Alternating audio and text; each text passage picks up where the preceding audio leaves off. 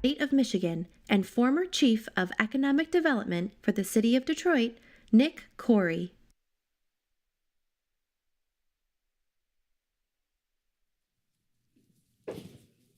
Thank you for clapping. Hold on just. Well, welcome.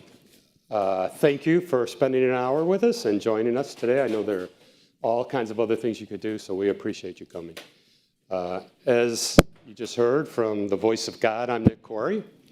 I tell you one sentence about myself. I'm a happy retiree. I spent over 30 years now in the intersection between finance and public policy, working for both the private sector and the public sector. And one of the reasons I'm here is because Tony Early hired me, who's in the room. So thank you, Tony, or it's your fault, one of the two. Well, it's good to be back at the well, it's kind of good to be back at the conference. A couple of blissful years of not having to attend.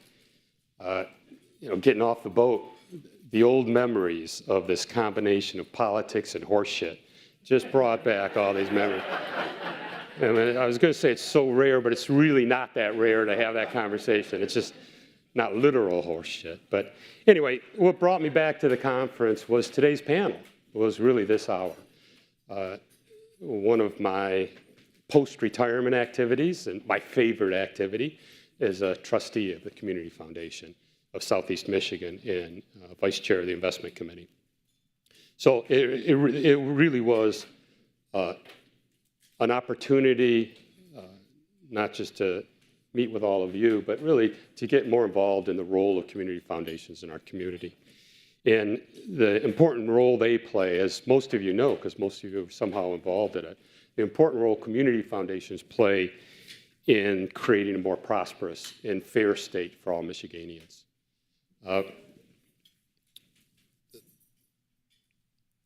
As you know, even if you don't know, I'm going to tell you, there are over 60 community foundations in the state, covering every county, with billions of dollars of assets and thousands of donors.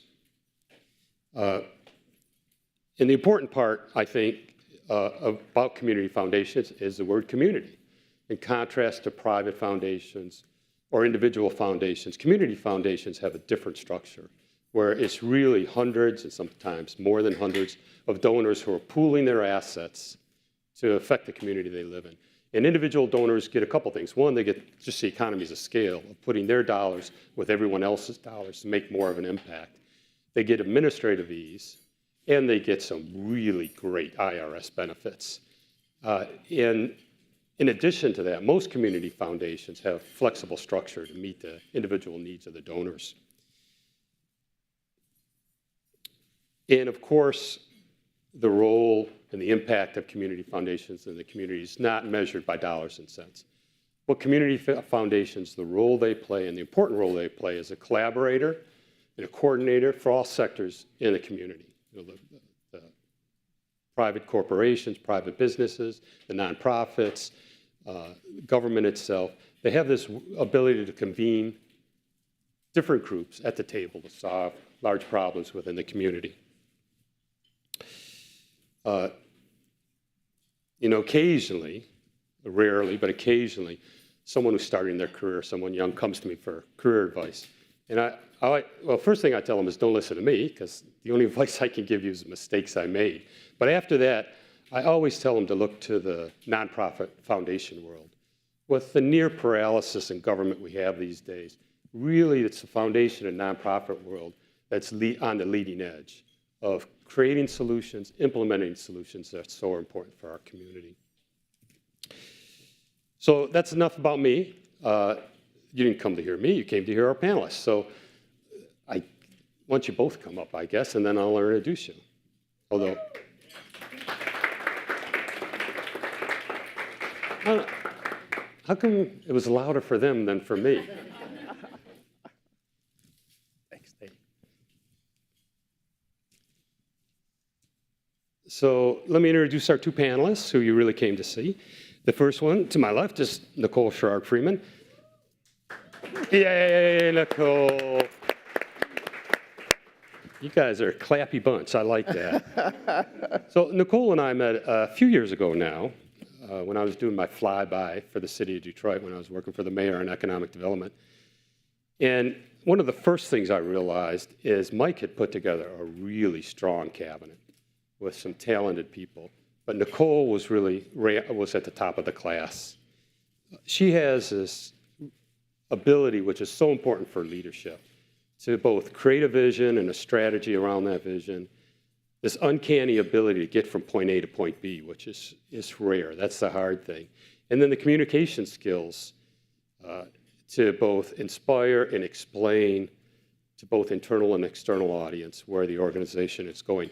Community Foundation is really, really lucky to have her as our new CEO. She joined, I gotta get my reading glasses. Isn't that embarrassing? I told you I was old. She joined Community Foundation back in 2023. Just this year was named CEO. Prior to the 4 years spent working for the city, she held leadership positions with Detroit Employment Solutions Corporation in the banking and business-to-business services sector. So, life teaches you humility almost every day. So I walked in and the mayor said, I'm done. I'm going to the beach, my beach chair, my margarita mix. And he said, that's okay. We'll just add your responsibilities to Nicole. She can do it. She can do anything. And he did, and she did. She was my successor in the city of Detroit. In addition to all her other responsibilities, did a better job than I did. So that's Nicole. Now you can clap. So Dan Kildee, who needs no introduction. Woohoo! I didn't realize I had family in the room. Dan, as you know, is president and CEO of Community Foundation of Greater Flint. Prior to that, as you also know, he was an important member of Congress for over a decade, from 2013 to 2025, representing Flint, Midland area. He was able to operate successfully, both as a minority in the House and a majority in the House. Although I can guess which one is more fun. Yeah, I have a preference. Yeah. But Dan was an effective and powerful voice for his constituents, for the state, but really became a national leader and spokesman on so many issues during his congressional days. Here come the glasses again. Prior to his congressional days, Dan co-founded and served as the president of the Center for Community Progress, a national nonprofit leading the way on urban land reform and revitalization. And that's where I first heard of Dan's work. He was the catalyst for the land bank in Genesee County, the first land bank in the state of Michigan, a successful model that many, many other cities, including the city of Detroit, has copied and built on, and the state of Michigan, too. He also has experience as a Genesee County Commissioner, a county treasurer, yay treasurers. That's right. And a member of the Flint School Board, which is a panel all in itself. So anyway, please welcome one more time my panelists. Thank you. So I'm going to ask 2 or 3 questions, and then we want audience participation. If you just please write a question down and put your hand up, someone will come and collect it, and we'll do some Q&A the last few minutes. So let's just start with a few general questions, and each of you answer. Nicole, why don't you start? Sure. Just talk a little bit about the core value of community foundations. What do they do that others can't do? And what do we mean about a neutral bridge builder? Yeah, I appreciate the question. Thanks so much, all of you, for choosing to spend your lunch hour with us. I promise the lunch is better here than it is in any of the other conference rooms. There's a very important distinction to be made between community foundations and private foundations. And that is news to a lot of folks, because when most nonprofits and people in government and certainly in industry hear foundation, they lump us all in the same category. And the important distinction to be made is that community foundations are money in and money out. Private foundations are just money out. So for the most part, private foundations and some family foundations have the benefit of one or a family of one major gift or donor, or however you choose to think about it. And that gift gets invested, and the payout from that gift, you give it out over time, or maybe you spend it down, or lots of ways you could set up a private foundation, but there's no more money coming in to a private foundation. The money they have is the money they have, and that's the money they're spending. Community foundations, on the other hand, are money in, money out, and the money in comes from donors and philanthropic partners, private philanthropy, family philanthropy, who want to use community foundations as intermediaries or ways to understand the environment or market that they are working in better, and want to align their private gifts with other gifts. So it's nuance, because for a grantee, it's a grant, right? Like you don't care if it's coming from a private foundation or a community foundation. But community foundations really are one of Michigan's and one of the nation's best kept secrets. So as Nick said earlier, there are just around 60 community foundations in the state of Michigan. There is a community foundation representing every county in our state. Community Foundation for Southeast Michigan, we represent 7 counties, so Wayne, Oakland, Macomb, Washtenaw, St. Clair, and Livingston counties.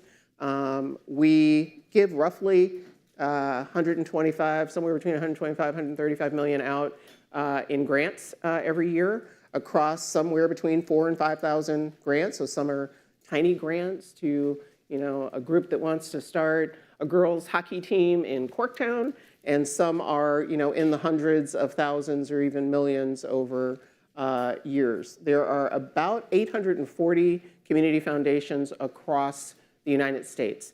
We have the privilege of being one of the larger community foundations, and all that means is we get to do more in support of the footprint that we are responsible for. We're 41 years old this year. We are $1.3 billion in assets under management and have given away $1.4 billion since our inception across just over 90,000 grants. So we are super proud of our impact. Good. Dan, you want to? Sure. Well, first of all, thank you all for being here, and thanks for the invitation to participate. I'm sort of the new kid to the community foundation world, but really not new to the work that our community foundation focuses its attention on.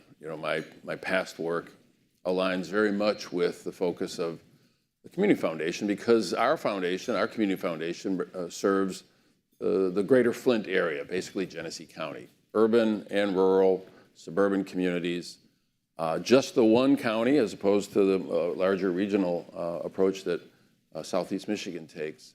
And one of the things I have picked up in the 5 months or so that I've been doing this work is that each community foundation is very much a reflection of that particular community. They are idiosyncratic. In our case, we focus on the whole region, but obviously a particular focus on my hometown of Flint, but not exclusively Flint. We have geographic affiliates that serve some of the suburban communities that we administer for those places. We try to meet the needs, and as Nicole said, it's money in, money out. And I think it's a really important distinction for us to make, especially in the moment that we find ourselves in now with a potential federal policy challenge to a lot of the work of our sector. Community foundations focus mostly local resources, local generosity on local needs in a way that allows us not just to fund good work, but to serve as that sort of neutral convener, to have a table where people all across the spectrum of the community can find themselves, sit down and try to find solutions to the challenges that we face. We bring resources to that conversation for sure, but I think the most important resource that we bring is that legitimacy, that convening authority that allows us to bring people who otherwise may not have found common cause together around a particular interest. Partly through the use of the community foundation assets, pooling resources, leveraging one another's generosity, doing it in a way that's highly efficient. The cost, the overhead that we bear for administering these dollars is minuscule as compared to lots of other organizations. So it's that piece of it, but I think most especially, at least in the few months that I've been doing this work, the ability to bring people together to try to solve the problems that we face in a way that positions us in a different way than other institutions are, in the sense that we are permanent, but we're also flexible. You know, governments are permanent, but not always flexible. Some folks in the nonprofit sector may be flexible, but not always permanent. We're going to be around for the long haul, and we have to conduct ourselves in a way that protects that legitimacy, that independence, that neutrality that gives us the trust of a community to try to take on some of the big challenges we face. I love this work. I was telling the panelists earlier, comparing my current and past work, I said, if you took all the good parts of being a member of Congress and got rid of all the bad stuff, you'd be at a community. Good way to describe it. Thank you. So looking back a little bit, but still getting a little more specific, can each of you give some examples where your organization have played this role as a catalyst? Yeah, I love that question because I you know, as you said, Dan, and as you mentioned earlier, Nick, I think that the opportunity ahead of us is to, no matter what your politics are, there is in this moment of national reconstruction, as I've been calling it, this opportunity to figure out, no matter where the EOs land, no matter where the budget lands, no matter like those things, something's going to happen, right? And no matter what happens, we're going to be on the ground. As Dan said, community foundations, we're endowed. We're not going anywhere. We hold endowments of others who aren't going anywhere. And our challenge really is to figure out, as you're suggesting, Nick, the way through. How do we, you know, we listen to the noise in that there is data in the noise, there are insights in the noise, there are truths in the noise. You can't get lost in the noise, but you got to be listening in a way that leads you to where there are opportunities to get people in the same room, figure out what our shared challenges are, where do we care about something together, and then start to disaggregate it and build solutions. So a couple of examples of that, and let me be clear, I take no credit for any of this. I've been at the Community Foundation for just under 2 years. I've been in this seat like You've been Dan. around forever. Like Dan, I've been in this seat for 5 months. And so there are members of my team here at Community Foundation, Randy, Sarah, Matt, raise your hands. Kaniqua, Leslie, like raise your hands. Like these are the folks who are on the ground doing the work. I think that probably the most prominent example, at least in our corner of the world, is the role that the Community Foundation played in the Grand Bargain. Miriam Nolan was our CEO, our founding CEO, was CEO at the time. And because of relationships that, quite frankly, Miriam had built over decades, right? Like Miriam was just, I don't know, masterful at building bridges before she needed them, right? So the way you want to treat any relationship, relationships with your funders, relationships with your grantees, relationships generally, you want to build bridges before you need them. And because of the relationship she had across private philanthropy and with other community foundations, you know, Miriam was instrumental in pulling together the group when she heard there's something bad might be happening, and wanted to figure out what role might philanthropy play in finding the solution that then became the Grand Bargain. And because she had a good relationship with Judge Rosen and so many others, including the Ford Foundation, and I won't start naming others because I'll surely miss somebody, she was instrumental in setting the table, and we are still the home for Foundation for Detroit's Future, so which is the fund that holds the contributions to the Grand Bargain that we make that we write as a check of the sum total of a lot of different foundations who write a check to the city of Detroit every year through 2032. or 2034, 2032, 2034. Yeah, I don't want to say the wrong and then like end up in Cranes saying Nicole just extended the grand bargain by 2 years. So whatever the document says. But it's just a great example of getting people to the table around an issue that affected everybody. Our role in public spaces is another place where, you know, Miriam bringing folks to the table for the grand bargain was in no small part due to the relationships she'd built around our work in public spaces. Joe Louis Greenway, DeQuinder Cutt, I mean, all those things, you know, the Community Foundation played a central role in getting, you know, finding a way to help municipalities take advantage of public resources and building the infrastructure, literally and figuratively, so that municipalities could lean in and take advantage of resources that would then lead to, you know, parks and waterways and all kinds of greenways and green spaces that make our community what it is. Good. Thank you. Well, I think I'll give you a couple of examples. And in each of these cases, it's sort of a combination of a community foundation's convening authority and the careful stewardship of important financial resources. The first, we have in Flint now, the first new state park in Michigan that has been developed in 40 years. Flint, Genesee County did not have a state park. What we had, sadly, was a scar on our landscape. It was the riverfront of Flint from downtown through the western side of the city, a big chunk of which was a big industrial facility. We called it Chevy in the Hole. Anybody who's a Flintstone knows what I'm talking about. We call ourselves Flintstones, by the way. That's now this beautiful state park. How did that happen? It was a collaboration.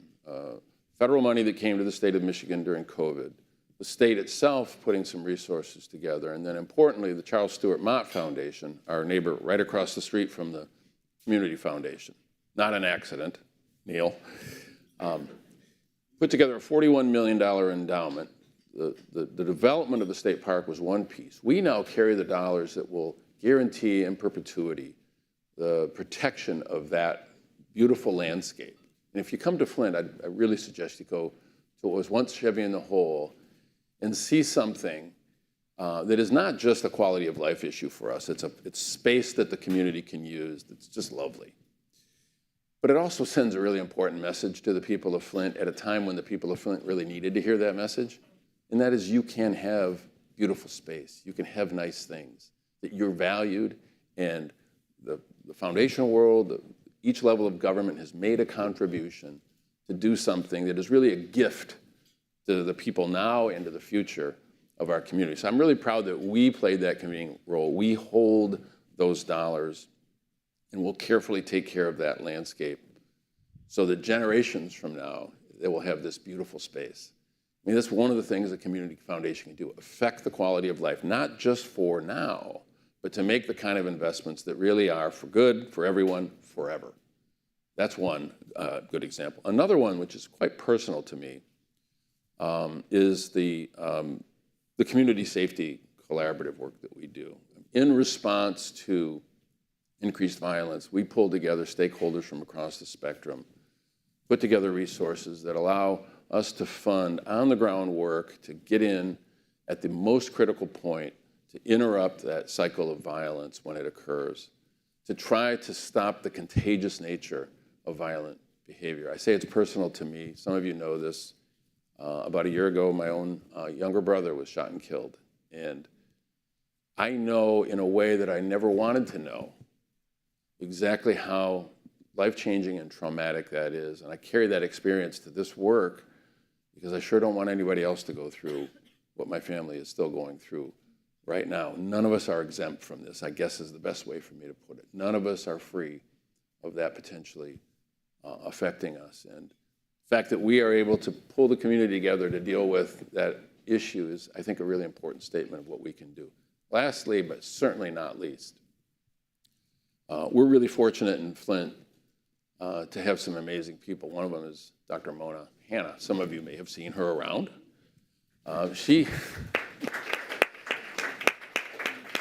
We are part, through a generous gift from Tom Gores, to stand up a fund in the community foundation, the Flint Now Fund, made an initial grant to support the development of this initiative called RX Kids.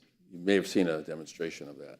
It's just a fantastic investment in the babies of my community.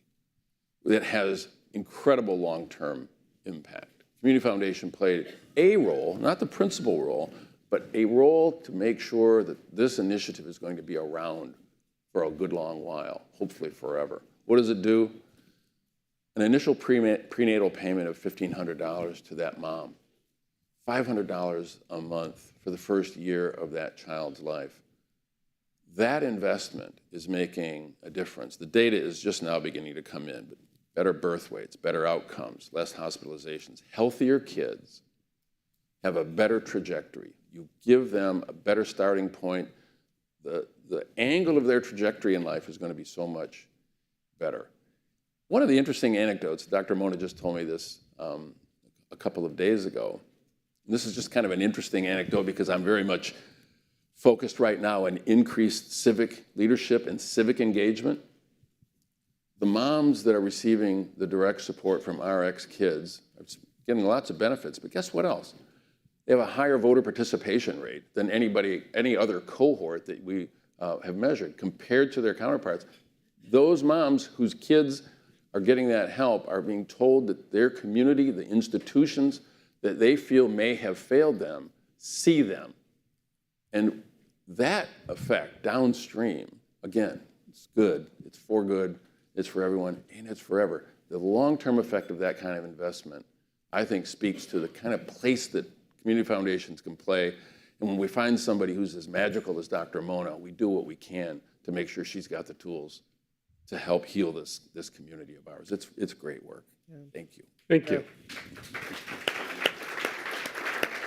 Thank you. And if I could build on that for a second. So Dan's example is an example of how community foundations play together behind the scenes. So Community Foundation for Southeast Michigan supports RX Kids in Pontiac and in other locations. And that's what we mean by community foundations as civic infrastructure. Because except for this conversation, you might not know what a community foundation is, how it differs from a private foundation, how we work behind the scenes, and how we can be the scaffolding, really, for building bridges between communities, between focus areas, between types of work, between people who care about solving similar issues. I have to say, so by show of hands, if you would, how many people in the room know what an endowment is? Finally, I do. All right, cool, because I'm in lots of, I didn't 2 years ago. And so I ask the question because I think part of the difficulty in the moment we're in, no matter which side of the aisle you're on, is, and Dan was talking about this earlier today, is that there is so much misinformation and disinformation in just sort of our general national discourse or statewide discourse around what things are and aren't and what they mean and what they don't, that every time there's an opportunity for a group of what I believe this to be, which is reasonable, rational people, who may have very different political views, but reasonable, rational people, and we have a moment to share news and information, we want to do that. So we're not going to talk about how endowments work and why they're important and why they're especially important in times like these. When other money goes away, if you've got an endowment, you've still got a payout coming. So, but we won't talk about that because you already know. So. Unless you want to set one up at the Community Foundation of Greater Flint. There's cards you can fill out on the way out. Right. Well, thank you. And, we can follow up on those topics through the Q&A or afterwards. I'm going to shift focus a little bit and talk about some of the challenging times we're all facing now. And I want to drill down on one specific topic, which is DEI. I can't remember a time when a policy and a goal so quickly turned into a hammer to bludgeon the other side with, without really agreeing on defining what we're arguing about. It is okay, so I'm old, so take that into account. But it does seem to me in so many areas, I get your impact, that seems we've surrendered thought to ideology, and that every question is for all purposes the same question. Every answer is the same answer. I know when I was first started many years ago, legislative staff, we used to always tell ourselves, we didn't always live up to it. We always told ourselves, difference in policy is not a difference in principle. Difference in principle is not a difference in character. And we've lost that in large part, that we were talking about before. It used to be, I'm right and you're wrong, and now it's I'm right and you're evil. And that debate is making your jobs, but all of our jobs, so much harder. So that was my long-winded speech of saying a simple question, which is, how are your organizations approaching the executive order, DEI, that whole issue? Well, I'm like I said, I'm from Flint. My community, as many of you know, has come through a lot of struggles. And so the way I approach this, and this is where I think community foundations all are different and are a reflection of their own communities. For my community foundation and the community that we represent, I see this current, whatever you want to call it, it's really an attack on these principles, is being a pretty fundamental challenge to the work we do. We're in the equity business. That's what we do. That's who we are. But the dumbing down of the debate causes people to default to the acronym, and they don't even know what in the hell they're talking about. Pardon my language. I didn't mean to use the word acronym. What is equity? Equity is a simple recognition that every person ought to have a chance to be the best version of themselves. Every community ought to have the opportunity to be the best version of itself. But not everybody starts in the same place. And so what do? We try to right that wrong. We try to correct for that with thoughtful intervention, like RX Kids, for example. It gives a baby a chance to be a great adult, or gives a community a chance to have nice things. I mean, our state park, let's face it, that's an initiative that's focused on equity. Our community didn't have something that most other folks did, and it's okay for us to pool our resources to make that happen. That's what equity is. So all this stuff that's going on out there causes me to conclude this. If there's a community and a community foundation that needs to not only defend these principles, the principle of equity, but lean in and fight hard, it's the one I represent because of the community that I work in. It's really necessary. And so I'm not shrinking from this battle whatsoever. I will say I'm extremely frustrated by the fact that it's the law and I follow it, of course, but as a former member of Congress, for the first year, there's something called a cooling off period where I can't directly advocate to my former colleagues. On day 366, they are going to get an earful from me, I'm telling you right now. But we're doing everything we can as an agent, as an organization, and as an agent of our community to fight this fight because we have to preserve these principles. It's going to be much more difficult to put the pieces back together if we don't hold on to these core beliefs that are really a part of the essential social contract in this country that I think is really being challenged right now. Nicole? Yeah, the beauty of community foundations, I think the very difficult but beautiful part of this moment that we're in is that we have a responsibility and an opportunity to listen to the argument that a whole lot of folks are making about what you just said, Dan. We are getting all caught up in semantics, and we have chosen to double down on community impact and lean away from language that has become divisive. So we are headquartered in Detroit. We have always been, And if my board holds true to its word, and as long as I'm in this seat, we will be headquartered in Detroit. So by virtue of where we are situated, and by virtue of funds that we hold, what our donors want to, many of our donors want to accomplish, endowments that we hold, our focus is on doing the work, having community impact, and just by virtue of where we are, that is going to mean doing the right thing for the people in the areas that we're responsible for. It also means being sensitive to the other side of the argument.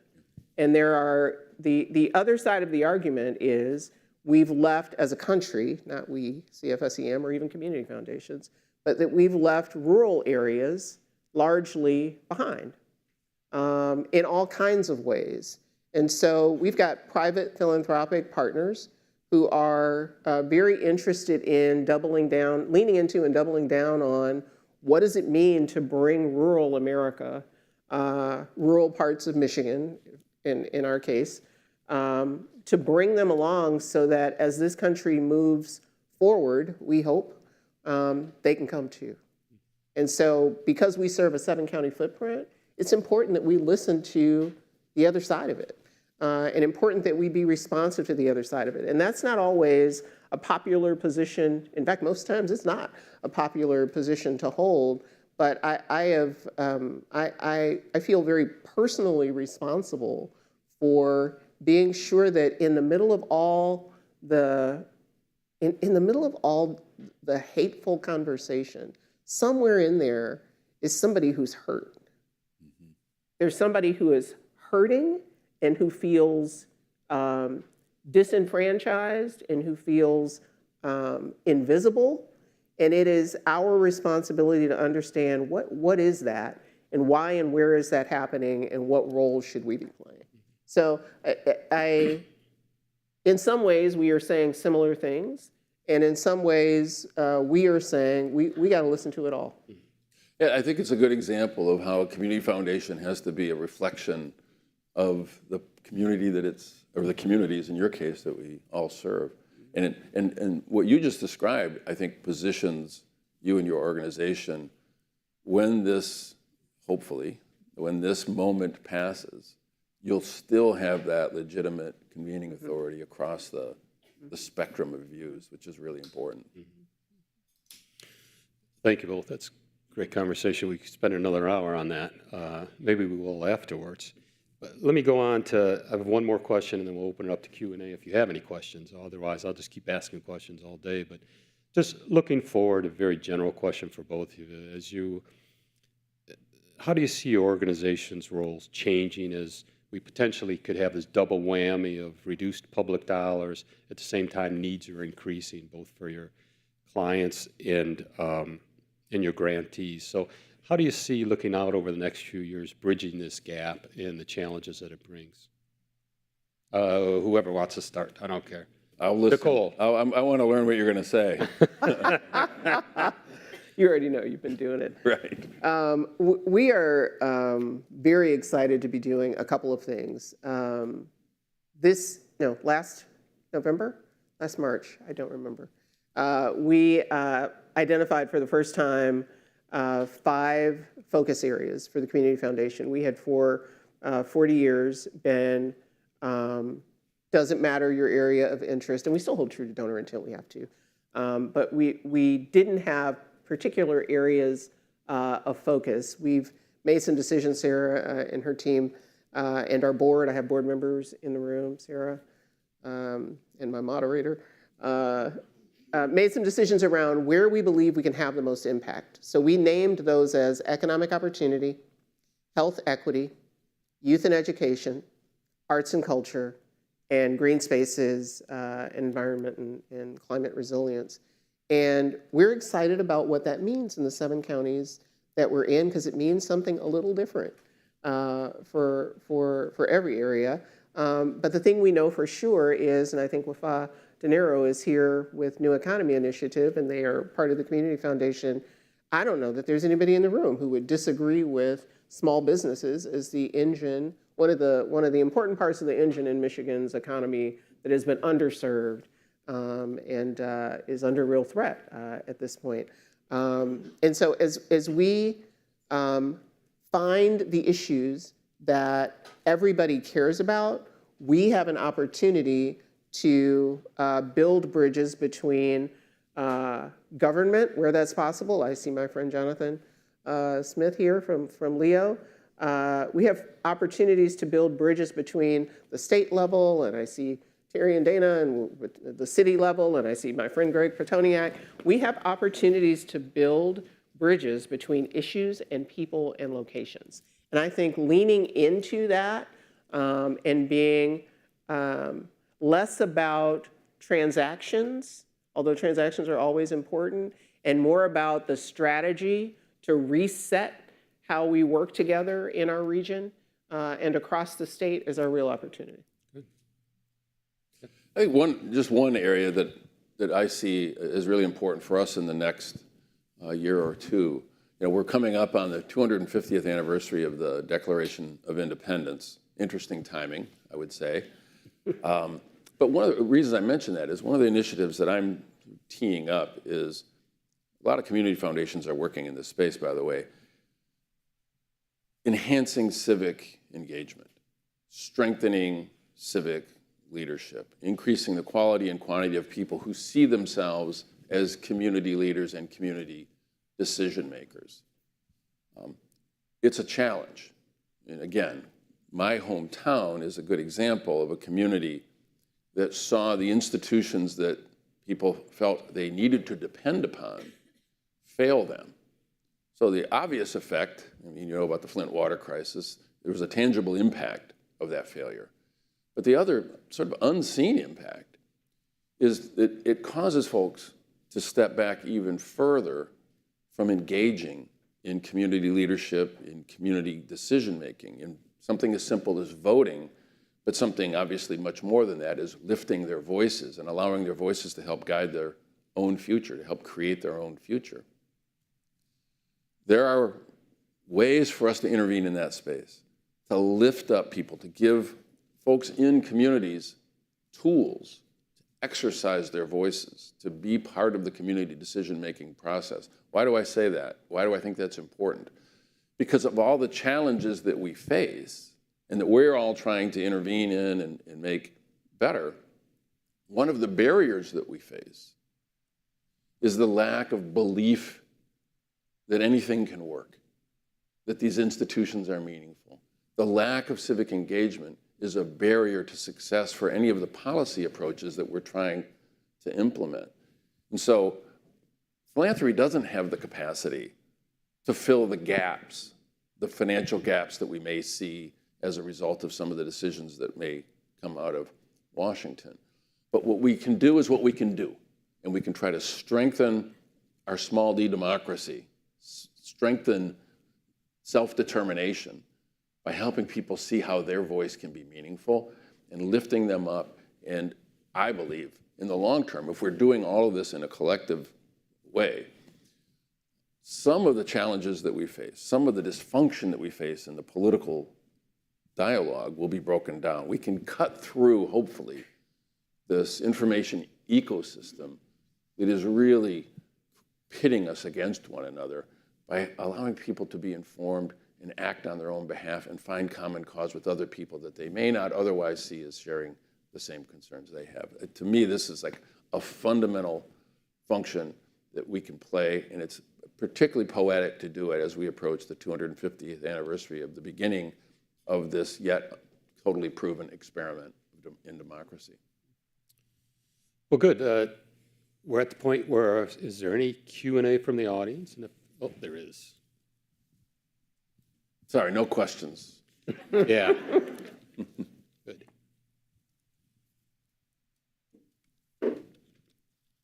Oh, can you, I think we have, but let's talk some more about the important role of community foundations in partnering with business and government.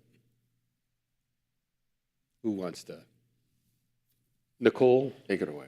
since you're a former government employee. Yeah, I'm going to answer that question with a call to action.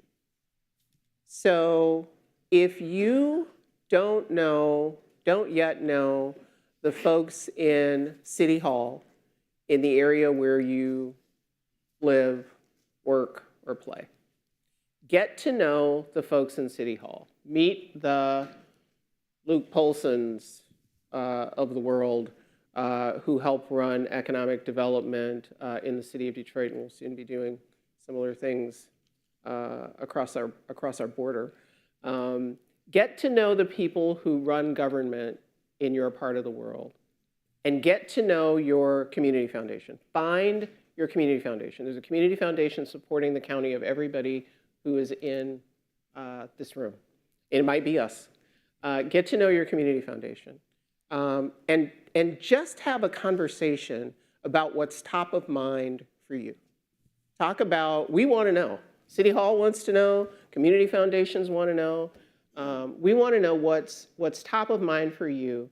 And I guarantee that if you sit down with Dan Kildee and have a conversation about the things that you are most concerned about and the places where you see opportunity, I guarantee you that Dan Kildee will help find partners, opportunities, relationships that will help solve for the things that are keeping you awake at night. I promise you the same about our team. I promise you the same about anybody you reach in City Hall, wherever you are. And if you find somebody in City Hall who doesn't help you do that, you've not found the right person yet, keep looking. I promise we are in a moment where we all want to solve problems together. Find your people. I mean, the partnership is there. I mean, we are a reflection of the needs of our community. We work with government in a couple of different ways. One, obviously, one of the roles of the nonprofit sector, and we're central to this, is relieving the burdens on government. I don't mean to be a broken record, but I think about our kids, the downstream effect is to decrease pressure for governmental services because we're unlocking the potential of these kids to do great things and to be contributors to our society in a way that's really magical. That's cool. That relieves the burdens of government. In terms of business, I mean, I look at my board. The Board of Trustees of the Community Foundation of Greater Flint represents the broad spectrum of the community, including some pretty significant business leaders that give their time and talent and some financial resources to invest in the work that we do. So we are not just working with, we are really part and parcel of the private sector in the sense that they see us as a vehicle for their generosity, both their treasure and their time. Good, thank you. So the next question is, how do you see changes in grant funding focus with the impact of federal policy changes, particularly as it relates to social services? Will the focus areas be impacted and how? Yeah, yes, but I think we just have to reiterate, we're not in a position to fill these gaps, but we can do what we can do. I'll give you a couple of examples. Our Arab and Muslim community under pressure because of some of the work that this administration is doing on immigration, on status. The same for our Latinx community. So we don't have a lot of discretionary dollars. I mean, that's one of the things that people should know about community foundations. It's a vehicle for other people's, for our community members' charity. Most of the money, most of the grants that we make are a reflection of the donor's interests. But where we do have some flexibility with our discretionary dollars, we're able to move quickly in a quite agile fashion. And I mentioned those two communities because we've been able to provide some quick intervention where there's been pressure on the organizations that support those communities to provide additional help. We were able to quickly turn around some resources, not huge, but significant enough to be meaningful to help deal with this really difficult challenge that certain populations are facing. So it is changing the way we're having to look at our work, but we don't have that big pot of discretionary dollars to simply offset the losses that many of these programs are going to see.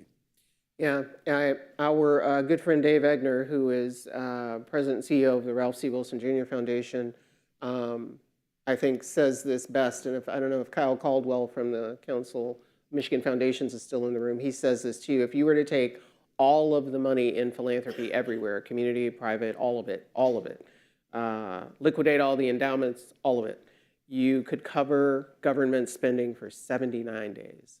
79 days. So people think there's a lot of money in philanthropy, and there is, but you add it all up and you think about government spend, to Dan's point, there's not enough money to close the gaps.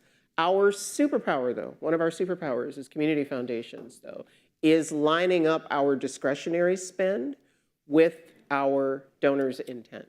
So we've got donors who, we've got more, in the tens of hundreds of donors. A good portion of the $138 million that we awarded last year in grants, across about 4,500 grants, the vast majority of that, those were donor gifts. What we have an opportunity to do and what we've leaned into is influencing where donors direct their gifts. So many donors, like they want to know, like, what is happening in Southeast Michigan? Like, what's happening in the region? We are so fortunate to have really rich, robust data reports from the Detroit Regional Chamber and SIMCOG and, Data-Driven Detroit and University Research Corridor and BLM and, you name the groups. But who can synthesize all of that into what does that mean for the region? What's most pressing for the region? We did that work last year.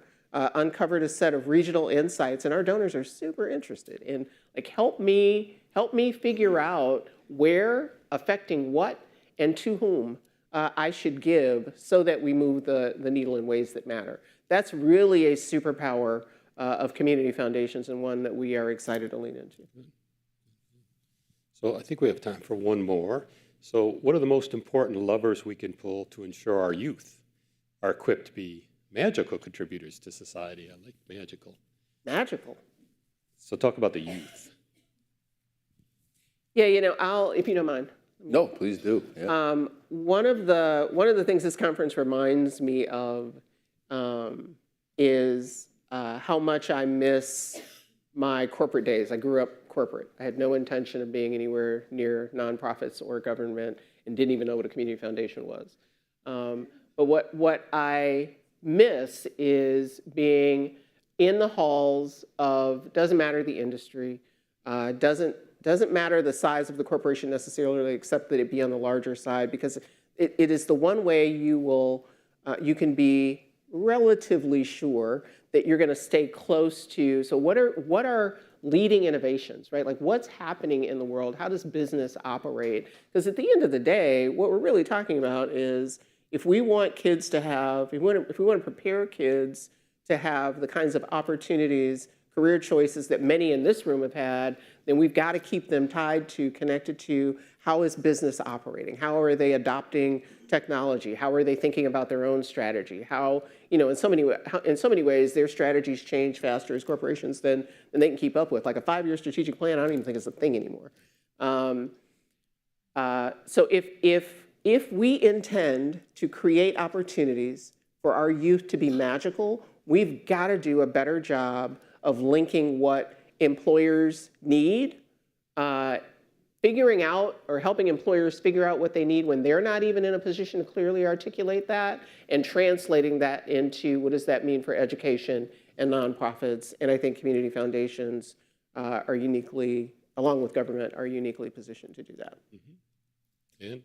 Ditto, for sure. One other piece, though, that I think is an important part of the way community foundations operate when it comes to youth, and I appreciate this because I was a very young public official. I got elected when I was 18 years old, so that's been, 20 years now. Why is that funny? We have engaged youth, so nothing about them without them. We have youth advisory councils, not just for our community foundation, where we have young people, high schoolers, serving on the board of our foundation, but we have youth advisory councils in a handful of high schools where young people are making decisions, advising grants, actually making choices about where community foundation resources should go, consistent with what they see and what they would like to see done in their community. Of course, it's important for its value. Those investments mean something. But it also, I think, at a very early age gives kids a chance to believe that they have a stake in this, they get to make decisions, they get to be part of the community decision-making process. And I've met yackers, we call them, youth advisory council folks, people that I didn't work with, but folks who are now working in the sector, whose first interaction as a leader was through a youth advisory council at a community foundation. It's a really cool model. So what we see and you don't see is a big clock that says you've only got a couple of minutes left. So any final thoughts before we wrap up for the day? I mean, I would, just two things, and I'm sure Nicole has thoughts. Number one, we're in a unique moment. Your voices matter. The sector that we represent is facing a lot of unique challenges. We're doing what we can to defend the space that we occupy and the important role that we play. But your voices matter. You speak with public officials. If you learned anything about the good work we do in this conversation, realize that it's under threat and that your voices might be one of the ways to keep us, at the wheel doing the work that we're doing, number one. And then secondly, I was being a little facetious about, setting up a donor-advised fund or an endowment. Think about the Community Foundation as a way for you to exercise your own personal generosity. It's a really efficient way to pool resources with neighbors. I have a great staff, they're brilliant, and they help direct dollars and oversee the use of those dollars that has integrity. And so I just offer it as an opportunity, if you haven't thought about it, you don't have to be a high wealth individual. That's one of the fallacies of community foundations. You don't have to be a high wealth individual to exercise your own personal generosity in a really efficient way that ensures that your money is going to be well cared for and spent right here at home. I would just add to Dan's observations and comments with this. Like, don't leave this room without meeting the Community Foundation team, Kaniqua and Leslie, and I think Jamie, and there are folks all over the room who are from the Community Foundation for Southeast Michigan, but will also, if Flint is the right community foundation for you, will get you to the right place. Like, meet your Community Foundation leaders and introduce yourself to somebody you don't know before you leave this room. The one thing that is true, again, I'm not sure it matters what your politics are, but there's a lot of good work underway in this room. And the thing we don't do such a good job of is coordinating and talking to each other. And sometimes we end up unintentionally duplicating the work of the other. And so coordinating in these times is going to be the best way to support the communities we all live in and care about. Talk to somebody you don't know, talk about the work you're doing, and let's figure out how we get to it together. Well, great. And I guess my hope is that this is the start of more conversations, not the end of the conversation. So please feel free to continue this after this session, sometime in the conference, or when you get back to the office. If there are other things, please contact either of us. So with that, let me thank the panel. All right. Thank you very much. Moderator. You did a great job. Nice job. Hope you enjoyed the lunch. Have a good day. Enjoy the rest of the conference. Thanks. Thanks, Nick. Distinguished guests, please make your way to the theater for the next session.